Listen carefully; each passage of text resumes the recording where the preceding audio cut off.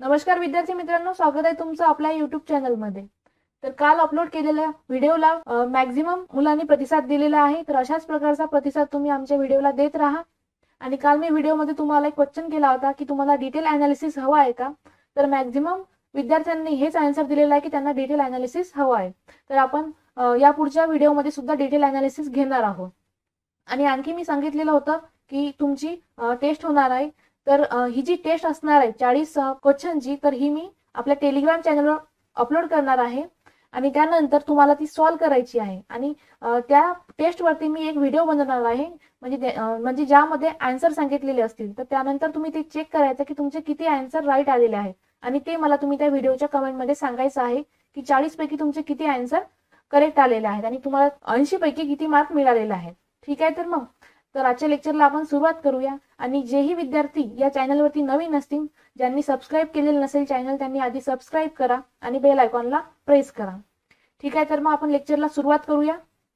तर बघा, आजच्या लेक्चरचा पहिला क्वेश्चन आहे, मोतीबिंदू हा वयाच्या कितव्या वर्षानंतर होतो? आता मोतीबिंदू हा जो डिसीज आहे, म्हणजे हा डोळ्याचा डिसीज आहे। म्हणजे डोळ्यामध्ये हे अशा प्रकारचं फूल पडते म्हणतात, पांढरा पट्टा तयार होतो यामध्ये असा, यालाच मोतीबिंदू असे म्हणतात। तर हा वयाच्या कितव्या वर्षानंतर होतो? तर हा वयाच्या 40 नंतर होतो। तर नेमकं यामध्ये काय होते? तर हा वयोमानानुसार दृष्टी अंधुक होते, किंवा जर भिंग अपारदर्शक झालं तर त्यामुळे डोळ्यांची काय होते, दृश्यता कमी होऊ लागते आणि ही दृष्टी कधी कधी पूर्ण नाहीशी होते। तर याला काय म्हणतात? मोतीबिंदू असे म्हणतात। म्हणजे हे जी भिंग आहे हे अपारदर्शक होते आणि यामुळे प्रतिमा दिसत नाहीत। तर यालाच मोतीबिंदू असे म्हणतात आणि हा वयाच्या 40 नंतर उद्भवतो। त्यानंतरचा क्वेश्चन जो आहे तो मोतीबिंदूवर घेतलेला आहे की ही मोतीबिंदूची जी शस्त्रक्रिया आहे ही कोणत्या प्रकारे केली जाते? तर यामध्ये दोन प्रकार आहेत। एक म्हणजे मोतीबिंदूची शस्त्रक्रिया ही फेकोथेरपीने केली जाते आणि दुसरं म्हणजे याग लेझर पद्धतीने केली जाते। आता याग लेझर प्रक्रिया म्हणजे काय नेमकं? तर यागचा फुल फॉर्म काय आहे? वायचा फुल फॉर्म आहे यट्रियम, ए फॉर ॲल्युमिनियम आणि जी फॉर गार्नेट, म्हणजे यट्रियम ॲल्युमिनियम गार्नेट। त्याचा फॉर्म्युला आहे स्वाइन Y3Al5O12। तर ही लेझर प्रक्रिया वापरून, बघा या इमेज मध्ये दाखवलेला आहे, ही लेझर प्रक्रिया वापरून डोळ्यामध्ये जो मोतीबिंदू असतो तो काढता येतो। तर ही आता जास्त यूज केली जाणारी पद्धत आहे, म्हणजे या लेझर पद्धतीने जास्तीत जास्त मोतीबिंदूचे ऑपरेशन केले जातात। तर नेक्स्ट क्वेश्चन बघूया। तुम्हाला अशा प्रकारचे क्वेश्चन एक्झाम मध्ये विचारले जाऊ शकतात। नेक्स्ट क्वेश्चन बघा। नेक्स्ट क्वेश्चन आहे, डोळ्यातील द्रव्याचा दाब वाढल्यास कोणता रोग होतो? तर डोळ्यातील द्रव्याचा दाब वाढल्यास काचबिंदू हा रोग होतो। आता डोळ्याच्या नेत्रगोलातील दाब वाढल्याने डोळ्याच्या ऑप्टिक नर्व, कोणती? ऑप्टिक नर्व म्हणजेच काय? तर डोळ्यापासून मेंदूला जोडणाऱ्या मुख्य मज्जातंतूला हानी पोहोचते, म्हणजे या ऑप्टिक नर्वला हानी पोहोचते। त्यामुळे काय होते? व्यक्तीची दृष्टी हळूहळू अंधुक होऊ लागते आणि डोळ्यांच्या अशा परिस्थितीला काय म्हणतात? म्हणजे अशी जर कंडिशन उद्भवली तर याला काय म्हणतात? काचबिंदू असे म्हणतात। जर काचबिंदूचे वेळेत निदान झाले नाही तर कायमची दृष्टी जाऊ शकते। म्हणजे हा आजार एवढा भयानक आहे आणि हा आजार मुख्यतः 40 ज्यांनी पार केलेली आहे अशा व्यक्तींना याचा धोका जास्त संभवतो। नेक्स्ट क्वेश्चन बघूया। डोळ्यामधील दाब कसा मोजला जातो? आता डोळ्यामधील जो दाब आहे हा टोनोमीटरच्या साहाय्याने मोजला जातो। आता या टोनोमीटरला आणखी सुद्धा एका नावाने ओळखतात, ते म्हणजे टोनो पेन म्हणून देखील ओळखतात। बघा तुम्ही या इमेज मध्ये बघू शकता, हा असा पेन सारखा दिसतो म्हणून याला टोनो पेन सुद्धा म्हणतात। आणि या मीटरच्या साहाय्याने डोळ्यातील दाब मोजला जातो। आता डोळ्यामध्ये जो असामान्य उच्च दाब तयार होतो, कधी होतो? तर या काचबिंदू हा जर डिसीज झाला तर या डिसीज मध्ये डोळ्यामध्ये उच्च दाब निर्माण होऊ शकतो। तर या डिसीज मध्ये या मीटरचा यूज करतात, टोनोमीटरचा यूज केला जातो आणि याच्या साहाय्याने डोळ्यामधील दाब मोजला जातो। यास आणखी एक नाव आहे, ते म्हणजे इंट्राओक्युलर प्रेशर असं म्हणून सुद्धा याला ओळखले जाते। ठीक आहे, तर मग नेक्स्ट क्वेश्चन बघूया।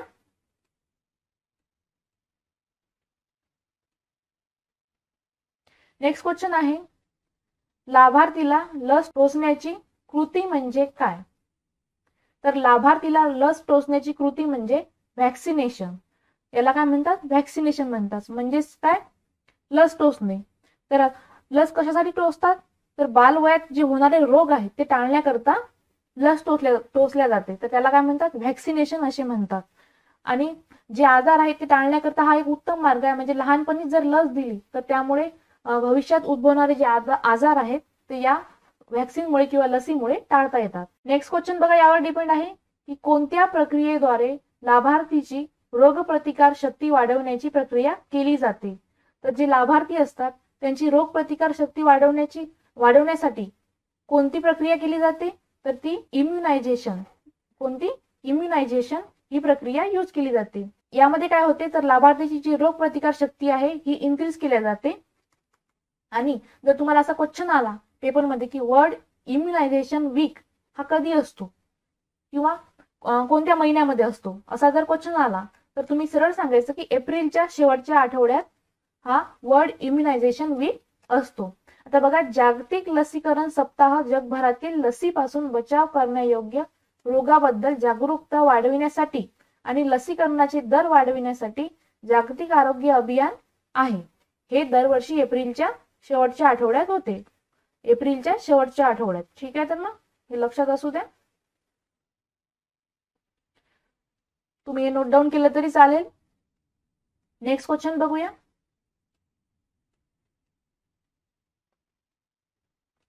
नेक्स्ट जे क्वेश्चन आहे, दोन क्वेश्चन बीसीजी वर विचारलेले आहे. बघा, बीसीजी लस कोणत्या रोगावर देतात? तर बीसीजी ही जी लस आहे ही क्षयरोग म्हणजेच टीबी, क्षयरोगाला टीबी या नावाने सुद्धा ओळखले जाते. तर क्षयरोग या रोगावर बीसीजी ही लस दिली जाते. आता बीसीजीचा फुल फॉर्म काय आहे? बी म्हणजे बॅसिलस, सी म्हणजे कालमेट आणि जी म्हणजे युरिन, म्हणजेच बीसीजी व्हॅक्सिन हा बीसीजीचा फुल फॉर्म आहे.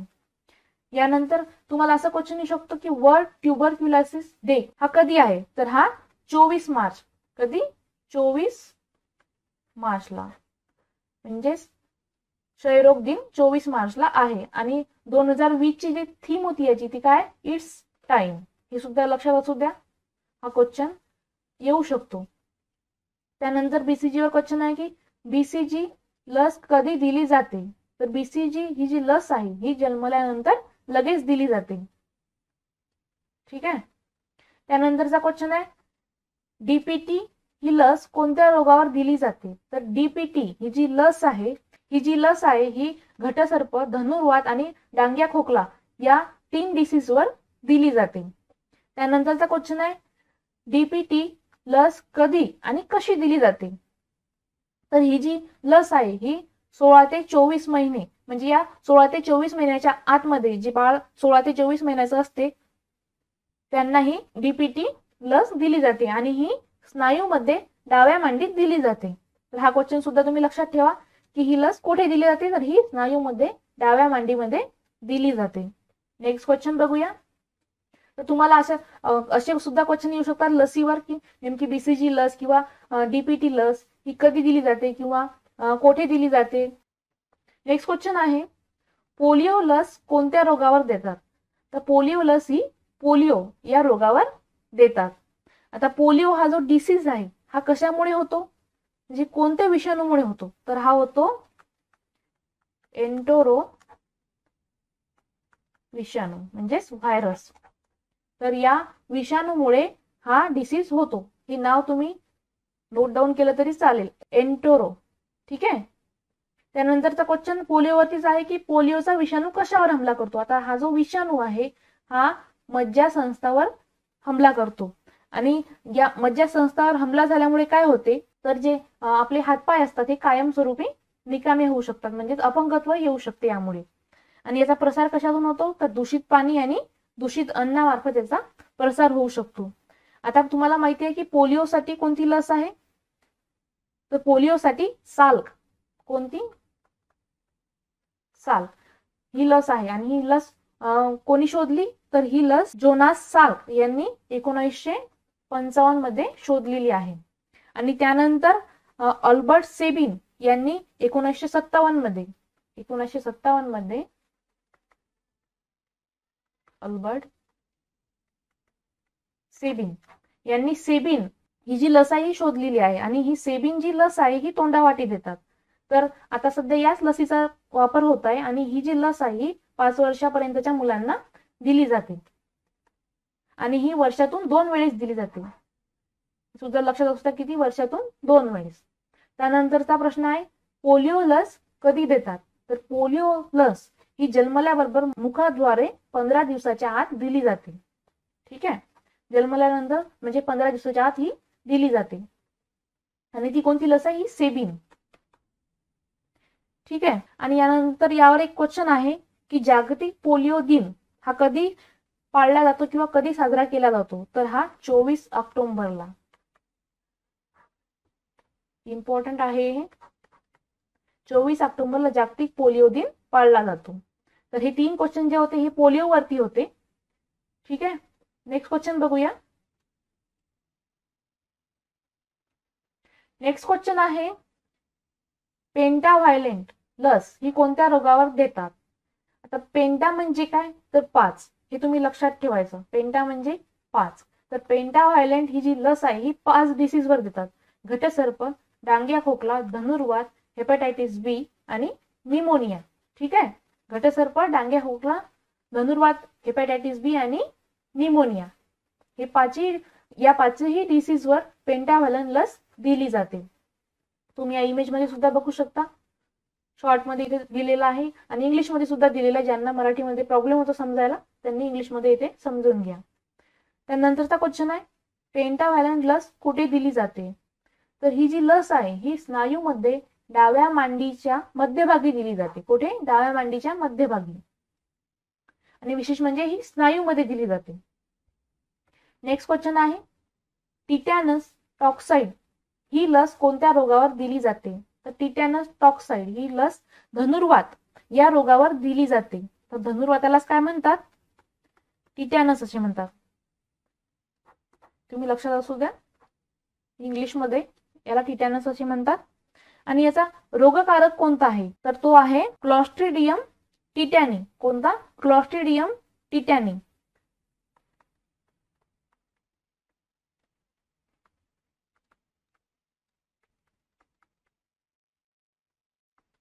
आणि याचा परिणाम जो होतो तो मध्यवर्ती चेतासंस्थेवर होतो. बघा या इमेज मध्ये दाखवलेला आहे. आणि तो मनुष्य अशा प्रकारे त्याचे हातपाय हे कोडे होतात आणि अशा प्रकारे तो करतो. म्हणजे त्याचा जो मध्यवर्ती चेतासंस्थेवर जो कंट्रोल असतो तो पूर्णपणे बिघडलेला असतो आणि त्यामुळे तो अशा प्रकारच्या हालचाली करतो. आणि याचा प्रसार जो आहे तो हवेतून होतो. आणि याची लक्षणं जी आहेत ते जखमा सडणे, म्हणजे अशा प्रकारच्या ज्या जखमा असतात ह्या सडल्या जातात आणि ताप येते आणि यामध्ये दातखिळी सुद्धा बसते. तर टिटॅनस टॉक्साइड ही लस धनुर्वातावर दिली जाते. नेक्स्ट क्वेश्चन बघूया. नेक्स्ट क्वेश्चन आहे रोटा व्हायरस ही लस कोणत्या रोगावर देतात. तर रोटा व्हायरस ही जी लस आहे ही अतिसार या रोगावर दिली जाते. आता अतिसारामुळे जे बालकामधील मृत्यूचे प्रमाण आहे हे कमी करण्यासाठी रोटा व्हायरस ही जी लस आहे ही प्रतिबंधक लस म्हणून दिली जाते. आणि या लसीची जी सुरुवात आहे ही आरोग्यमंत्री एकनाथ शिंदे यांच्या हस्ते करण्यात आली. आता तुम्हाला एक्झाम मध्ये असा क्वेश्चन येऊ शकतो की रोटा व्हायरसची सुरुवात नेमकी कोणत्या भागापासून झाली, म्हणजे कोणत्या भागामध्ये प्रथमतः ही देण्यात आली. तर ही लस कसारा हा जो आदिवासी भाग आहे, कसारा आदिवासी भाग, या भागामध्ये ही लस प्रथमतः देण्यात आली आणि याचं उद्घाटन आरोग्यमंत्री एकनाथ शिंदे यांच्या हस्ते करण्यात आलं होतं.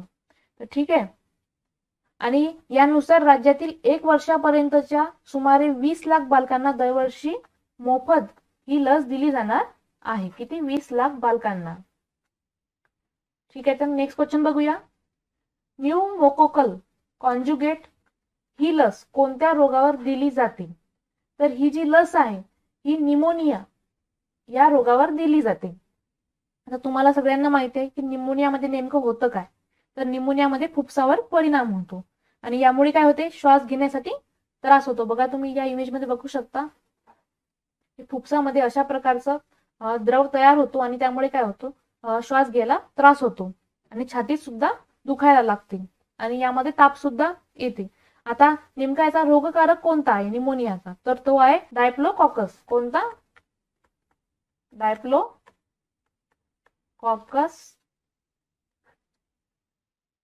निमोनी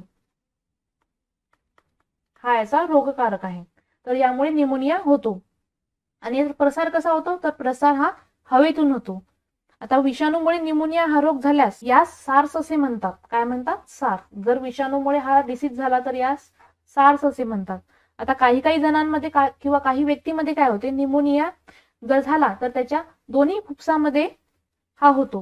म्हणजे दोन्ही फुफ्सामध्ये जर झाला तर याला काय म्हणतात, डबल निमोनिया असे म्हणतात. ठीक आहे, तुम्ही सुद्धा हे तुम्ही लक्षात असू द्या. डबल निमोनिया कशाला म्हणतात, जर दोन्ही फुफ्सामध्ये निमोनिया झाला तर त्याला डबल निमोनिया असे म्हणतात. नेक्स्ट क्वेश्चन बघूया.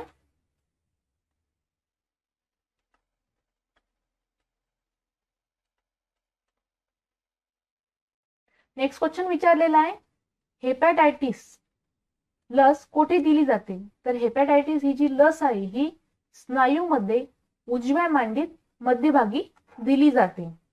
कुठे दिली जाते? स्नायूमध्ये उजव्या मांडीमध्ये ही लस दिली जाते. आता हेपॅटायटिस हा जो डिसीज आहे कसा आहे, व्हायरल डिसीज आहे, म्हणजे विषाणूजन्य डिसीज आहे. आणि या हेपॅटायटिसला दुसरं नाव काय, यकृताचा दाह असे सुद्धा म्हणतात. आता हेपॅटायटिस हे किती प्रकारचे आहेत, तर हेपॅटायटिस ए, बी, सी, डी आणि ई म्हणजे 5 प्रकारचे हेपॅटायटिस आहेत. आता यामधील ए, बी आणि सी हे जे 3 डिसीज आहेत, हे 3 जे प्रकार आहेत हे आक्रमक आहेत. आता तुम्ही या इमेज मध्ये याची इन्फॉर्मेशन बघू शकता. कोणते 5 टाईप आहेत, ए, बी, सी, डी आणि ई. आणि ज्या 4 हेपॅटायटिस वरती व्हॅक्सिन अवेलेबल आहेत ते कोणते आहेत, हेपॅटायटिस ए, हेपॅटायटिस बी, हेपॅटायटिस डी आणि हेपॅटायटिस ई. म्हणजे हेपॅटायटिस सी वरती आतापर्यंत व्हॅक्सिन उपलब्ध नाही आहे. पण यावर्षी 2020 चा नोबेल प्राइज ज्या व्यक्तींना देण्यात आलेला आहे त्यांनी हेपॅटायटिस सी या व्हायरसचा शोध लावलेला आहे. त्यामुळे आता हेपॅटायटिस सी यावर लस शोधणे सोपे झालेले आहे. तर यांना नोबेल प्राइज मिळालेला आहे बघा. हार्वे जे अल्टर, मायकेल ह्युटन आणि चार्लेस एम राईस यांना कशासाठी मिळाला, तर हेपॅटायटिस सी व्हायरस शोधून काढण्यासाठी यांना हा नोबेल प्राइज मिळालेला आहे. हे तुम्ही लक्षात असू द्या, कारण की नोबेल प्राइज हा 2020 चाच आहे. त्यामुळे हा क्वेश्चन येऊ शकतो. आणि यांनी काय केलेलं आहे, तर हेपॅटायटिस सी व्हायरस शोधून काढलेला आहे. आणि यामुळे हेपॅटायटिस सी व्हायरसची लस शोधणे शक्य झाले आहे. त्यानंतर यावर असा सुद्धा क्वेश्चन येऊ शकतो तुम्हाला, की वर्ल्ड हेपॅटायटिस डे केव्हा आहे किंवा कधी साजरा केला जातो, तर वर्ल्ड हेपॅटायटिस डे हा 28 जुलै या दिवशी साजरा केला जातो. किती? 28 जुलै. ठीक आहे. तर अशा प्रकारचे क्वेश्चन तुमचे या लेक्चरमध्ये घेतले जातील. म्हणजे तुम्हाला एक्झाम मध्ये अशा प्रकारचा जर क्वेश्चन आला तर तुम्हाला कोणताही प्रॉब्लेम एक्झाम मध्ये येणार नाही. आपण नेक्स्ट लेक्चर मध्ये सुद्धा अशाच प्रकारचे क्वेश्चन घेऊया, म्हणजे जेणेकरून तुमचे जास्तीत जास्त मार्क्स कव्हर होतील. ठीक आहे. तर मग जर आजचं लेक्चर तुम्हाला आवडलं असेल तर नक्कीच लाईक करा, शेअर करा आणि या चॅनलला सबस्क्राईब करायला विसरू नका आणि बेल आयकॉनला प्रेस करा. आणि तुम्हाला आणखी सुद्धा एक सांगायचं आहे की आज आमच्या टेलिग्राम चॅनलवर तुमची टेस्ट होणार आहे. तर सगळ्या विद्यार्थ्यांनी ती टेस्ट सॉल्व्ह करा आणि त्या टेस्टचं जे आन्सर की आहे किंवा जे आन्सर अनालिसिस आहे ते मी लेक्चरच्या माध्यमातून करणार आहे. तर तुम्ही ते लेक्चर सुद्धा बघा आणि तुम्हाला किती मार्क पडलेले आहेत तर ते मला तुम्ही कमेंटद्वारे सांगा. आणि अशाच प्रकारच्या टेस्ट तुमच्या टेलिग्राम चॅनलवरती होणार आहे. तर टेलिग्राम चॅनलची जी लिंक आहे ती डिस्क्रिप्शन बॉक्समध्ये दिलेली आहे. आणि आणखी सुद्धा जर तुम्हाला काही प्रॉब्लेम असतील तर ते तुम्ही मला कमेंटद्वारे सांगू शकता.